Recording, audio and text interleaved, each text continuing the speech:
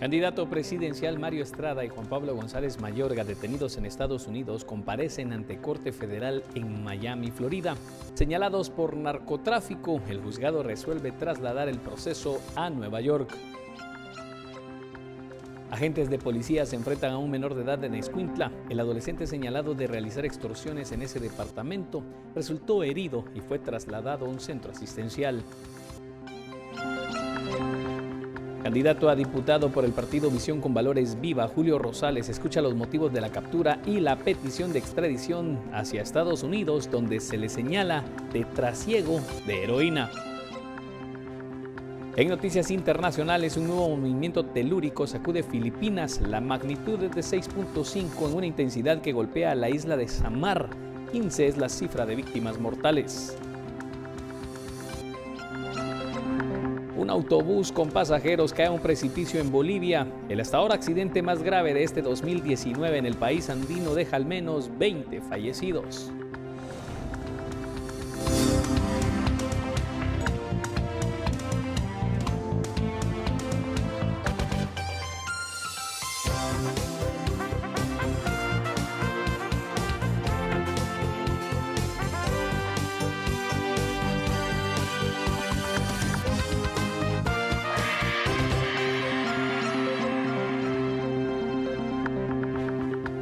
¿Qué tal? Muy buenas tardes, bienvenidos a esta emisión de noticias de Canal Guatevisión para este martes 23 de abril de 2019.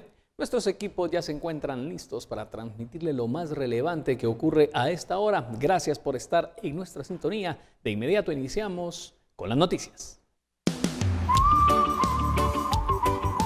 Siéntete bien en Farmacias Cruz Verde. Buen servicio no cuesta más. Nos trasladamos de inmediato a la torre de tribunales. Ahí se encuentra nuestra compañera Suseli Contreras, que da seguimiento a la captura del candidato a diputado por el partido Visión con Valores, Julio Enrique Rosales Morales, detenido ayer en la zona 9 y solicitado por la justicia estadounidense. Suseli Contreras, ¿qué ocurre? Adelante con la información. Gracias, William. Buenas tardes. El aspirante a diputado de Retaluleu, Julio Enrique Rosales Joaquín, compareció ante el juzgado de turno penal. En este caso, ante la jueza Ivette Joaquín, quien indicó que no era de su competencia, puesto que él tiene una orden de extradición a Estados Unidos por cargos de narcotráfico. En este caso, uno de los tribunales que se encarga de estos procesos de extradición será el Tribunal Tercero. Por lo tanto, fue trasladado a las carceletas mientras se realiza la audiencia para conocer los cargos. Lo relativo al traslado, permanencia o ingreso al centro carcelario será de competencia del Tribunal Tercero de Sentencia Penal, quien es el competente, toda vez que este órgano jurisdiccional no es competente para conocer y resolver su situación jurídica. De esta decisión queda legalmente notificados. Al salir de la audiencia, el candidato Rosales Morales dijo a la prensa que se trata de una persecución política en su contra, puesto que hace poco tiempo el organismo judicial le extendió sus antecedentes penales y por lo tanto no existía ninguna orden de extradición en su contra. También mencionó que hace mes y medio estuvo involucrado en un accidente de tránsito, del cual salió libre. Persecución política, ya que si tenía posibilidades de ganarme, entonces no entiendo qué está pasando. ¿Dónde fue su captura? ¿Nos pueden decir? En la zona 9. ¿Y con su abogado ya platicaron acerca de su defensa? No, me quitaron los teléfonos y no he tenido comunicación con nadie. ¿Usted va a podría aceptar? Acabo de sacar antecedentes penales y no venía hablando de captura, o sea que esto es pura persecución política. Estuve detenido hace como un mes y medio por un atropello y si hubiera tenido alguna causa, de una vez hubiera salido. O sea que esto es pura persecución política. ¿Algún enemigo que tenga? No. El reporte policial de Rosales Morales lo señala de haber cometido el delito de conspiración para transportar y fabricar heroína. Su orden de captura es con fines de extradición a los Estados Unidos. Por Guatemala en Paz, Suseli Contreras y Emilio Artiga. Y otro proceso al que damos seguimiento tiene que ver con el candidato presidencial de la UCN, Mario Estrada. Se presentó ante la justicia en Miami, Florida, señalado de conspirar para el tráfico de drogas y armas. Su proceso judicial fue trasladado a un juzgado de Nueva York. La audiencia estaba programada para el pasado jueves 18 de abril, un día después de la detención de Mario Estrada, pero se reprogramó para este día porque el candidato afirmaba que no contaba con abogado defensor. De acuerdo con un corresponsal del medio La Voz de América, la audiencia tardó apenas 5 minutos y al finalizar, ni Estrada ni sus abogados quisieron hablar con la prensa. Esposados y vestidos con uniforme de preso color beige, Estrada y Juan Pablo González Mayorga aceptaron la decisión de la jueza federal del sur de Florida, Alicia Otazo, de trasladarlos a Nueva York y solicitaron a través de su abogado que fuera lo antes posible. Ambos se presentaron en compañía del abogado Roberto Feitel, quien aceptó ante la jueza la detención temporal mientras se presentan a la primera audiencia formal en Nueva York, en la que procede usualmente la solicitud de libertad bajo fianza por parte de la defensa. Mario Estrada, presidenciable de la UCN, fue detenido en Miami el 17 de abril junto con González Mayorga y enfrenta cargos por conspirar para usar y poseer fusiles y para traficar drogas hacia Estados Unidos. De resultar culpables, podrían enfrentar hasta 2 cadenas perpetuas.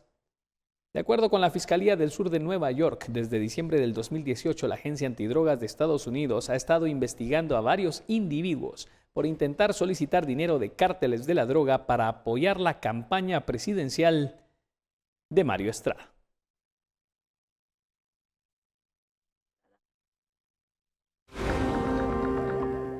De regreso a Guatemala en el caso Zika Visa, el juez Miguel Ángel Gálvez continúa con la audiencia de etapa intermedia y hace referencia a las acciones judiciales que el principal sospechoso, Roberto Barreda, emprendió los días posteriores a la desaparición de Cristina.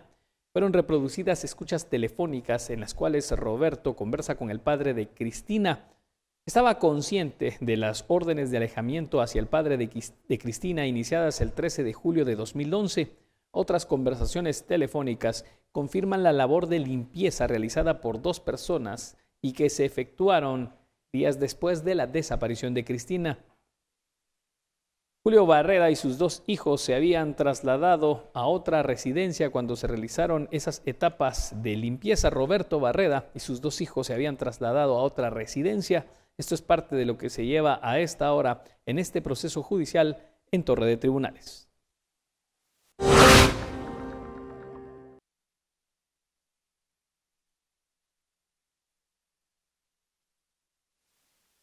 Y en el caso conocido como Patrullas, en su fase número 2, el Tribunal Octavo inició las conclusiones del juicio. La Fiscalía Especial contra la Impunidad propone que el monto defraudado, que es de 44 millones de quetzales, fue el que se defraudó a la Dirección General de la Policía Nacional Civil. Todos los expedientes de compras directas que han sido diligenciados y sobre los cuales han declarado algunos testigos que se conformaban y daban inicio a través del pedido y remesa. Aquí se ejemplifica el CUR 15.407 del año 2014 del Departamento de Material Móvil pagado a la empresa Servirepuestos Aura. Aquí se puede observar el pedido de remesa firmado por el señor Mario de Jesús Obando López y con el visto bueno del señor Héctor Florentino Rodríguez Heredia, a través del cual se generaba la aparente necesidad de la prestación del servicio, en este caso de reparación de una autopatrulla. Tenemos también el ejemplo dentro de este CUR del año 2013 del Departamento de Infraestructura, firmado por el señor Otto Aníbal Escalante Miranda y el visto bueno del señor Héctor Florentino Rodríguez Heredia.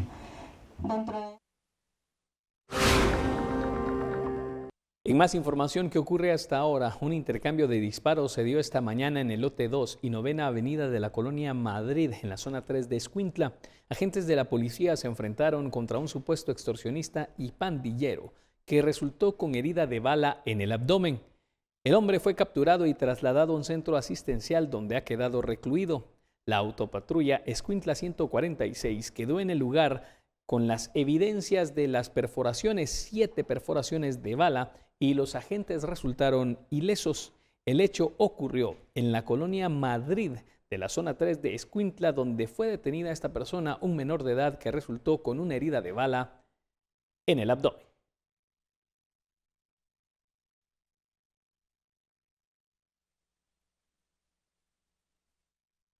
En más noticias, para el día de los comicios en junio próximo, Quetzaltenango contará con 12 nuevos centros de votación debido al aumento de personas en el padrón electoral que aún está siendo depurado.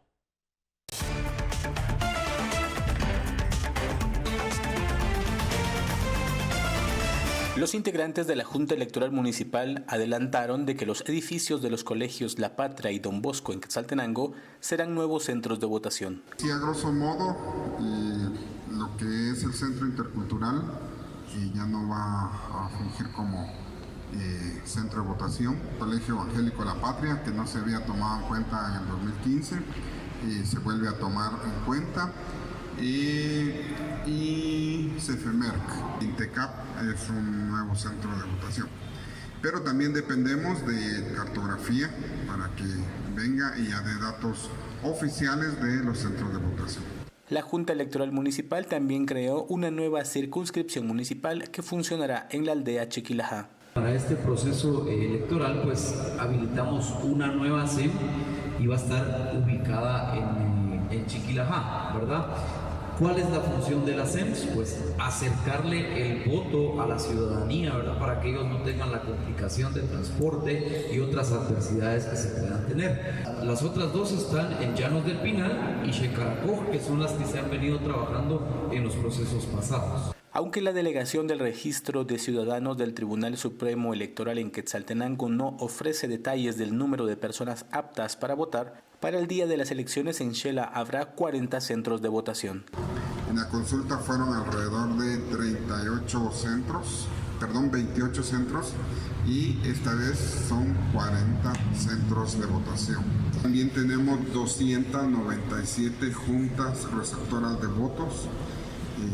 Comparado con otros procesos electorales, también subió alrededor de 50 juntas nuevas. Desde Quetzaltenango, por una Guatemala en paz, Maynor Toc, Noticiero Guatevisión. 13 horas con 14 minutos. De inmediato nos vamos a movilizar a las afueras de la Corte de Constitucionalidad. Hoy se realizó una vista pública en el caso de la inscripción de la candidata presidencial Suri Ríos. Andrea Domínguez, en vivo y en directo, cortesía de Huawei P30 Pro. Nos tiene la información a continuación, así que de inmediato vamos con este enlace. Compra tu Huawei P30 o P30 Pro en preventa. Obtén gratis un Huawei Watch GT y participa para ganar uno de los 4 Mini Cooper o smartphones Huawei.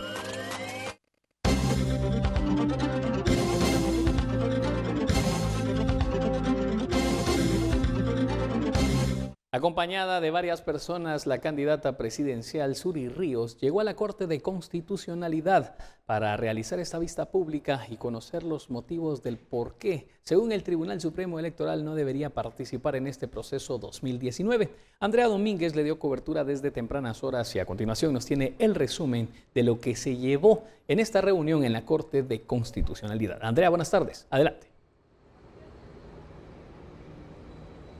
Buenas tardes, así es, y es que según lo señalado por el Tribunal Supremo Electoral, la candidata presidencial del partido Valor, Suri Ríos, tiene impedimento constitucional para poder participar en esta contienda electoral.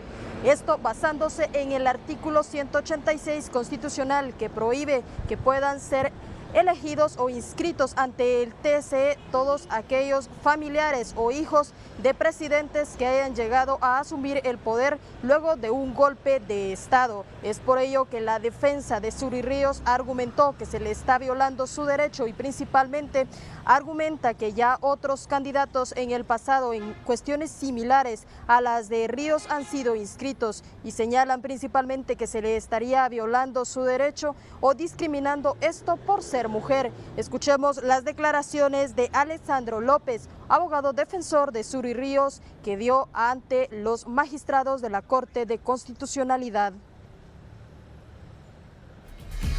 En ocasiones anteriores han habido personas a las cuales se les ha permitido la participación en eventos electorales, aun cuando se encontraban en exactamente la misma situación de parentesco que la señora Suri Maite Ríos Sosa, siendo estas personas Luis Ernesto Sosa Ávila, Leonel Cisniega Otero Arros y Jacobo Arbenz Vilanova. ¿Qué puedo inferir de esta actuación? Puedo inferir una discriminación infundada que solamente puede abstraerse en dos sentidos. Una discriminación por cuestión de género, porque la única diferencia con las personas que yo acabo de citar es que ellos eran hombres. En pleno siglo XXI me niego a aceptar que todavía existan resabios de patriarcado que incidan en las decisiones que toman los órganos que tienen a su cargo administrar cualquier tipo de justicia, en este tipo de justicia electoral, por ejemplo, porque casualmente el único voto que aceptó desde el inicio la participación de Suri Maite Ríos Sosa fue proferido por la única mujer que conforma ese tribunal. Entonces, sí da para pensar que aquí existió una discriminación por cuestión de género. Sí da para pensar que la concepción del patriarcado todavía existe en algunas instituciones del país. Pero más allá de esta discriminación de género, también podemos hablar de una discriminación por linaje. ¿Por qué por linaje? Se pretende afectar los derechos de elegir y ser electa de Suri Maite Ríos Sosa por actos que fueron proferidos por su señor padre hace 40 años aproximadamente. Suri Ríos también expuso ante los magistrados de la Corte de Constitucionalidad que se está haciendo una mala interpretación de este artículo constitucional, pues ella ya participó en las elecciones pasadas y es por ello que no ve impedimento alguno en volverlo a hacer, señalando que su padre gobernó o llegó al poder a través de un golpe de Estado en 1986 y no es ahora que él esté en el poder. Escuchemos lo que indicó la candidata presidencial del Partido Valor. El artículo 186 tiene una prohibición que no se me aplica, porque el general Ríos Montt no es el jefe de Estado, no está en funciones de gobierno y por lo tanto ya no se me aplica. En segundo lugar, la sentencia de la Corte Suprema de Justicia definitivamente es concreta y correcta en que todas las convenciones internacionales que tienen que ver con materia de derechos humanos no permiten ninguna discriminación ni por razones de linaje, ni de raza, ni de religión, ni de género.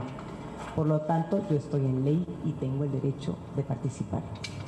En tercer lugar, yo ya fui candidata, señor presidente, fui candidata en las elecciones pasadas, participé, perdí la elección, pero ya participé como candidata a la presidencia. Me fue validada mi participación política. Abraham Lincoln, después de la batalla de Gettysburg, dijo que la democracia se definía como el gobierno del pueblo, por el pueblo y para el pueblo. De eso se trata un gobierno. Y nuestra Constitución reconoce el sistema republicano, democrático y representativo. Esto, señor presidente, honorables magistrados, no se trata solamente de mi participación y mi derecho de ser electa, pero se trata del derecho de cientos de ciudadanos, de miles de ciudadanos que quieren elegirme y votar por mí y por los miembros de mi partido político. Si eso es democracia, el gobierno del pueblo, por el pueblo y para el pueblo, de eso se trata esto, de democracia y de justicia, del derecho que tienen de elegir quienes son el pueblo de Guatemala y que nos tienen a todos nosotros aquí buscando un beneficio para el país, a la luz cada uno de su ideología política, señor presidente, pero en base a la ley. Hoy las encuestas de opinión de algunos medios electrónicos, de algunos medios de comunicación, me ponen como puntera, encabezo encuestas de elección. Tengo una representación de la voluntad de mucha gente que en democracia quisiera verme dirigir los destinos de la nación. Y yo quiero ser una servidora si es que ellos así lo quieren. Por lo tanto, esta decisión es una decisión importante y que marcará la historia de la democracia en el país. Dentro de las personas que hablaron a favor de Suri Ríos también está el fiscal del Ministerio Público, quien en su intervención le pidió a los magistrados de la Corte de Constitucionalidad resolver para que pueda ser inscrita la candidata del Partido Valor. Escuchemos lo que indicó el representante del Ministerio Público. Si la candidata licenciada Zuli Maite Ríos Sosa ya fue aceptada para participar en una candidatura anterior a la presente, no pueden ser deprimidos, disminuidos sus derechos fundamentales que le asisten. En ese sentido y en ese orden de ideas, esta Fiscalía respetuosamente solicita que al conocer el recurso de apelación, el mismo sea declarado sin lugar, se confirme la sentencia apelada y se otorgue la protección constitucional otorgada en los amparos acumulados. A la vista pública no acudió ningún representante del Tribunal Supremo Electoral, quien es que se opone a esta candidatura. Sin embargo, según lo señalado por la CC, habrían enviado sus argumentos de descarga de manera escrita. Ahora, los magistrados de la Corte de Constitucionalidad tienen 3 días para poder resolver este caso que se ventila acá en la Corte de Constitucionalidad y con ello definir si se inscribe o no la participación de la candidata por el Partido Valor a la presidencia, Suri Ríos. Pero también podrían apelar a tener otros 5 días para poder resolver el mismo. Con esta información yo regreso con ustedes a estudios. Para una Guatemala en paz, Andrea Domínguez, y en cámara, Juan Carlos Pérez. La información respecto a la candidatura presidencial y la inscripción de Suri Ríos como candidata a la presidencia en este proceso electoral 2019, un enlace en vivo y en directo desde la Corte de Constitucionalidad. Compra tu Huawei P30 o P30 Pro en preventa. Obtén gratis un Huawei Watch GT y participa para ganar uno de los 4 Mini Cooper o smartphones Huawei. En unos instantes vamos a regresar tras la pausa comercial para conocer esas imágenes de los sorprendentes terremotos que han azotado Filipinas, imágenes que dejan por ahora lamentablemente 15 fallecidos en esos fuertes movimientos telúricos. Regresamos en breve.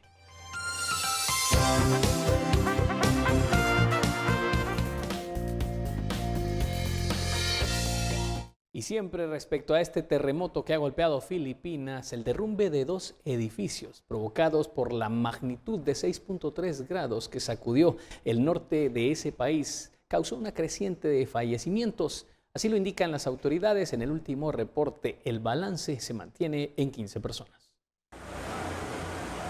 Un terremoto de magnitud 6,3 sacudió el norte de Filipinas la tarde de lunes. Las autoridades reportaron el derrumbe de 2 edificios en los que más de una decena de personas perdieron la vida. Se creía que aún podría haber decenas de víctimas atrapadas en los escombros de uno de ellos. El terremoto también causó daños graves en el segundo aeropuerto de la capital, el Clark Airport. El epicentro del sismo se ubicó en la ciudad de Castillejos, unos 100 kilómetros al noroeste de Manila, según geólogos locales. Filipinas es parte del Cinturón de Fuego del Pacífico, una zona de intensa actividad sísmica donde se producen la mayoría de erupciones volcánicas y terremotos del planeta. De Filipinas vamos a Bolivia, donde la caída de un autobús a un precipicio deja por ahora 2 decenas de fallecidos. El accidente, considerado como el más grave en el país andino en lo que va de este 2019, informó la cartera de la policía. Bolivia vivió su accidente carretero más grave en lo que va del año cuando un autobús de pasajeros sufrió una caída de 200 metros en un precipicio en el sector de Yolistia. La policía caminera confirmó el lunes más de 2 decenas de fallecidos. Al menos 24 heridos habían sido trasladados a distintos hospitales. Según las autoridades, el ómnibus intentó adelantar a un camión la noche del domingo, chocando de frente con una camioneta para después perder el control y caer al barranco. El vehículo, propiedad de la empresa Totaí, cubría la ruta entre La Paz y el poblado de Rurrenabaque, en la Amazonía. El presidente Evo Morales, de viaje en Argentina, lamentó el grave accidente a través de su cuenta de Twitter. También dio el pésame a los familiares de los fallecidos y recomendó mayor precaución.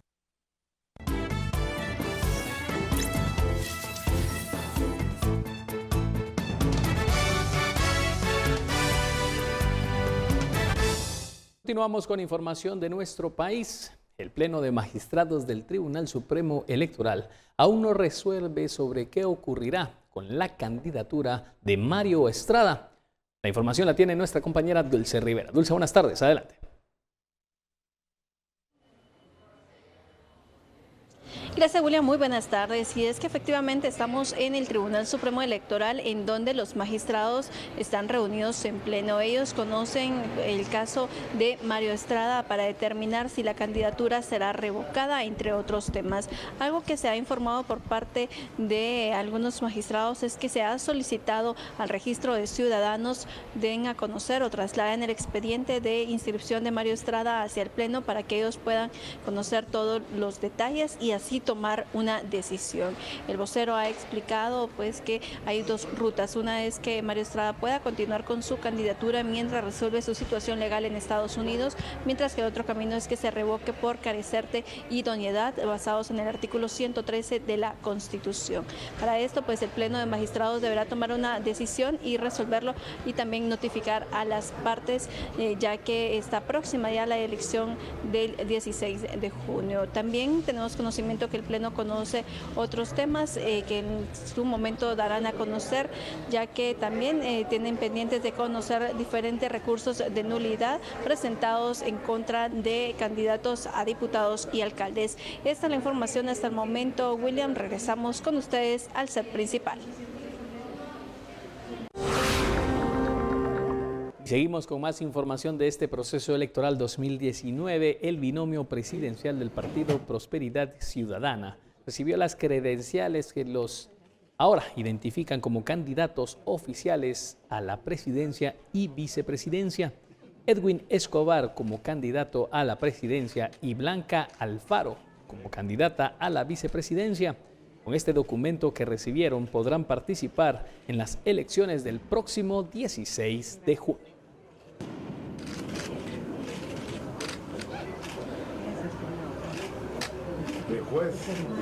Y los magistrados del Tribunal Supremo Electoral ordenaron la inscripción de Telma Cabrera como candidata presidencial luego de rechazar un recurso de nulidad.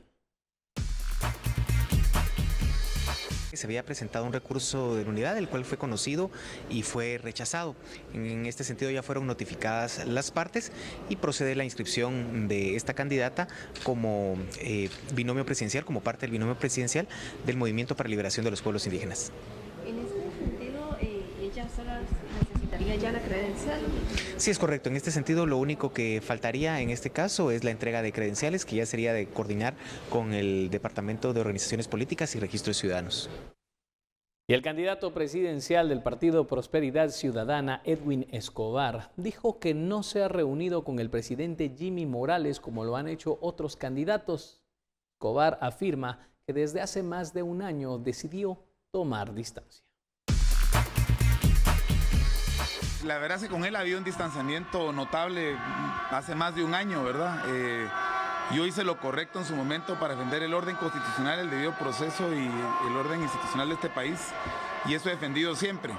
Y no soy parte de ese pacto corrupto. Y la verdad es que si se están reuniendo con otros candidatos, habrá que averiguar para qué, porque en todo caso deberían de ser reuniones públicas para todos. Yo soy candidato a la presidencia, ya reconocido en los últimos 6 meses, y a mí pues no se ha invitado a casa presidencial o a una reunión de algún tipo con otros candidatos. Según su criterio, el presidente Morales pertenece al denominado pacto de corruptos.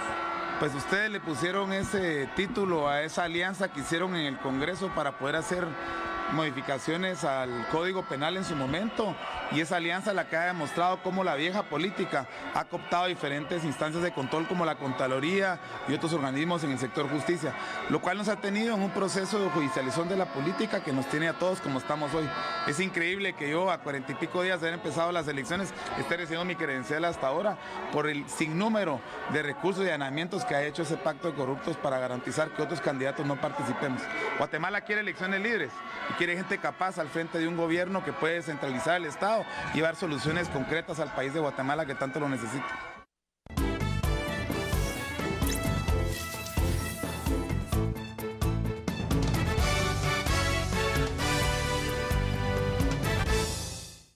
Y en España, los candidatos de la derecha blandieron la crisis por el independentismo en Cataluña para fustigar al presidente del gobierno, Pedro Sánchez, quien advirtió del peligro de que con ellos llegue la extrema derecha al poder. Tan abierto e incierto como nunca habíamos conocido antes. A menos de una semana de las legislativas en España, los 4 principales candidatos libraron un tenso debate. Los representantes de la derecha, Pablo Casado del Partido Popular y Alba Rivera de Ciudadanos, blandieron la crisis por el independentismo en Cataluña para fustigar al presidente del gobierno español, el socialista Pedro Sánchez. La unidad de España está en riesgo por culpa del gobierno socialista de Pedro Sánchez. Es muy sencillo de decir. Los que quieren romper España tienen a Sánchez como su candidato favorito. El señor Sánchez va a pactar con Torra otra vez porque ya lo ha hecho. Va a pactar con Rufián, con Puigdemont, con todos ellos. Y la pregunta es, ¿queremos que el futuro de España siga estando en manos de los que quieren liquidar España? ¿Sí o no? Yo quiero un gobierno sin separatistas. El candidato socialista dijo que el independentismo y las derechas saben que la independencia no se va a producir y que por tanto el problema de Cataluña no es la secesión sino la convivencia. Además, advirtió que con el Partido Popular y Ciudadanos podría llegar al poder la extrema derecha de Vox. Si suman, van a hacer en España lo que están haciendo en Andalucía. Es decir, que vamos a tener al señor Casado, van a tener al señor Casado de presidente, al señor Rivera pues de acompañante en algún ministerio y la ultraderecha a los mandos. Y fíjense, yo creo que esta es una realidad muy peligrosa que tenemos que evitar. Por su parte, Pablo Iglesias de la izquierda radical de Podemos expresó su intención de formar gobierno con los socialistas. Yo le voy a ser muy claro. Nosotros aspiramos a ponernos de acuerdo con ustedes para formar un gobierno. Pero me gustaría que usted aclarara de una vez a sus electores si usted está dispuesto a llevar a cabo un acuerdo con Ciudadanos. Según el público Centro de Investigaciones Sociológicas, casi un 42% de los votantes se declaraba indeciso. Sus últimos sondeos prevén para el domingo una clara victoria de Sánchez, aunque sin mayoría para gobernar, por lo que los socialistas tendrán necesidad de pactar con Podemos y otros partidos minoritarios, incluidos los independentistas catalanes. Las encuestas descartan por lo pronto una mayoría conservadora, pero este último se encamina a ser la gran sorpresa. Según el centro, podría irrumpir por primera vez en el Congreso de los Diputados con entre 29 y 37 escaños. Y de regreso a nuestro país para los consumidores de café europeos. Para que conozcan el proceso que conlleva cultivar el grano, se vuelve una aventura visitar las montañas de Todos Santos Cuchumatán en Huehuetenango.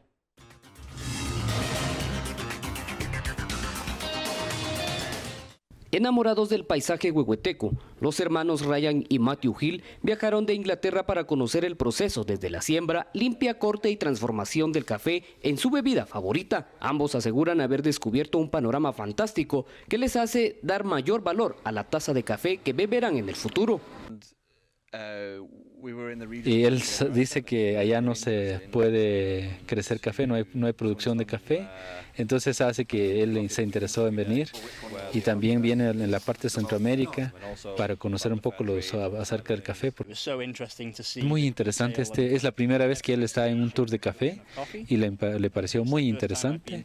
Incluso él regresa ahora a Finlandia y va a decir a todos sus colegas que tomen buen café y que un café de origen, porque él ya conoce bien cuál es, él ya tiene una idea de dónde viene el café. Esta ruta turística busca promocionar el café que se produce en los Cuchumatanes e impulsar la cultura de su gente. Cruzamos la montaña, tenemos una vista panorámica en el camino antes de llegar al café. La explicación sobre cómo es que se maneja las plantaciones de café. De ahí cómo es que se seleccionan los buenos granos de café para tener un buen café. Durante este recorrido, los visitantes conocen sobre cultura, agricultura y un poco más. El trabajo de aquí es empezar así a sembrar café y hacer almácigo. Yo creo que tal vez es muy aconsejable, ojalá que venga más. Yo miro el café, yo solé el café, así todos los días y cada rato estoy viendo si está seco, cuántas horas va a dar, punto. El turismo y el café buscan una alianza en Huehuetenango. Por una Guatemala en paz, reporta May Castillo, Noticiero Guatevisión. 13:41, más noticias luego del corte comercial.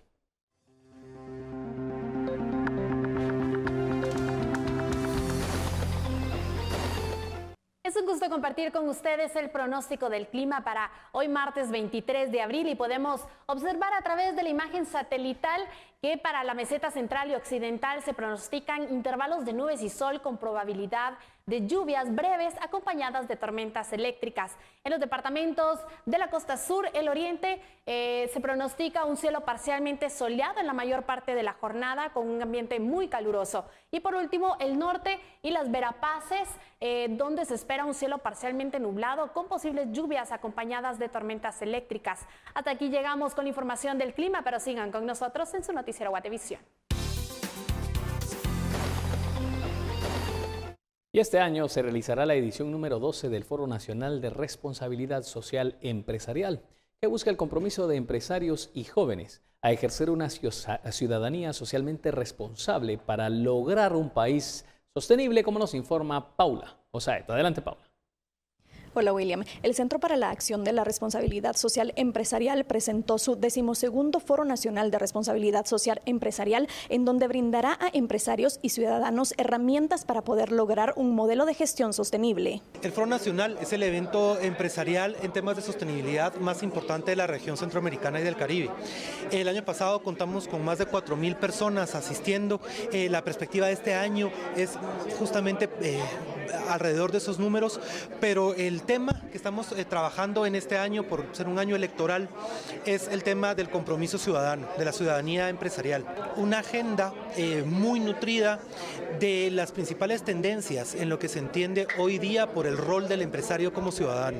Estamos hablando de la gestión ambiental, económica, social, de la participación ciudadana en procesos electorales como el que estamos llevando hoy en Guatemala, y cómo podemos en Guatemala realmente entender el rol que jugamos los empresarios como ese actor de transformación de una realidad en Guatemala. Estamos alineándolas a las principales tendencias internacionales, donde hoy la responsabilidad social se entiende como ese compromiso ciudadano que tiene la empresa en el país o en el territorio en el que se constituye, y cómo puede realmente asumir un rol de transformar una realidad económica, social o política a través de una empresarialidad responsable, de la generación de empleos, el fortalecimiento de la institucionalidad con el pago de impuestos, en la gestión ambiental en temas como el agua.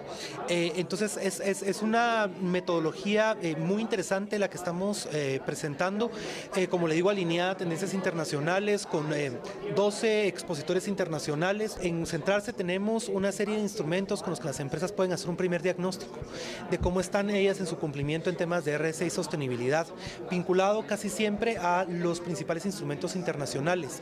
En nuestro caso, la ISO 26000, que es la norma internacional de responsabilidad social. Tenemos una herramienta que se llama Indicarse, es un software que ayuda a la empresa a hacer un diagnóstico de cómo está cumpliendo frente a estos requerimientos internacionales. Para nosotros ha sido valiosísimo. Anualmente más de 250 empresas pasan por este proceso de medición y logran ellos alinear su estrategia empresarial y de negocios a los requerimientos de la responsabilidad social en términos internacionales, que apertura muchos mercados y que también viabiliza a que la empresa sea una empresa ética y sostenible en el tiempo. Durante el foro, que se realizará el 22 y 23 de mayo, habrá también mesas de trabajo con expertos internacionales. Por una Guatemala en paz, Paula Osaeta y María René Barrientos. Vamos de inmediato a información que se origina a esta hora en las carreteras de nuestro país. Nos ubicamos en el kilómetro 194 de la ruta de Retaluleu hacia Quetzaltenango, donde un camión perdió el sistema de frenos y se salió de la vía. Los socorristas de Cruz Roja Guatemalteca le han brindado atención prehospitalaria al conductor, que resultó con heridas leves. Kilómetro 194 de la ruta de Retaluleu hacia Quetzaltenango.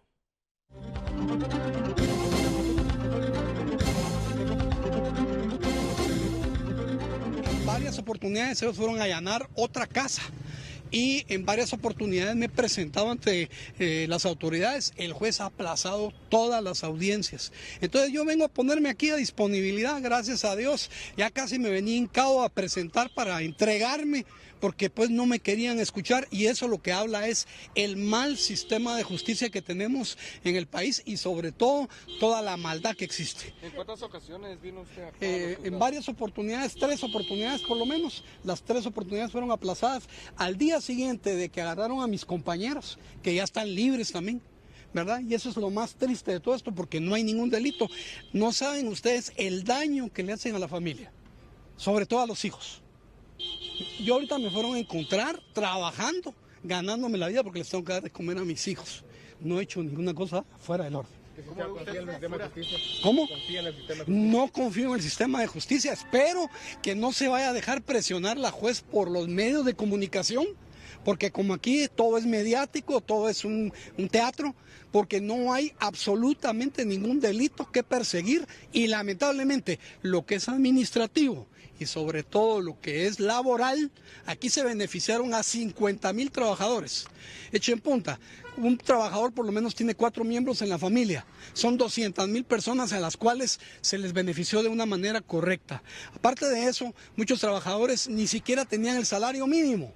La gente ganaba por bonos, y entonces el día que se iban a jubilar iban a prácticamente estar en la penuria. Nosotros hicimos las cosas correctas, no se hizo ninguna cosa fuera del orden, y eso es lo que vamos a demostrar el día de hoy. Gracias. Esta es la manera como el exministro ingresa a los tribunales de justicia. El Ministerio Público coordinó esta tarde con la Policía Nacional Civil la detención, y esta fue precisamente en un centro comercial de la zona 11 capitalina, Plaza Majadas de la zona 11. Y vemos de esta manera como los fotógrafos les continúan documentando esta detención aquí a la llegada de los tribunales de justicia. El Ministerio Público, de acuerdo con la investigación de la Fiscalía, el exfuncionario había incurrido en los delitos de abuso de autoridad y peculado por sustracción en forma continuada, derivado de supuestas irregularidades en la suscripción del pacto colectivo de condiciones de trabajo suscrito entre el Ministerio de Salud Pública y Asistencia Social, junto con el Sindicato Nacional de Trabajadores de Salud de Guatemala, puesto que ante el Juzgado Quinto de Instancia Penal ya se encuentran por lo menos más de 10 procesados.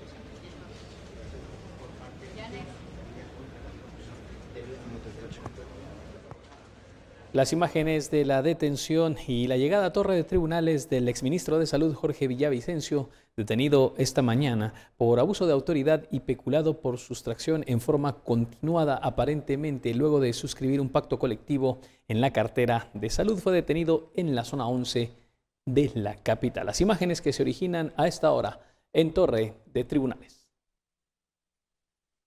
14 horas, momento de finalizar esta emisión y agradecer como siempre su sintonía. Con permiso, muy buen provecho.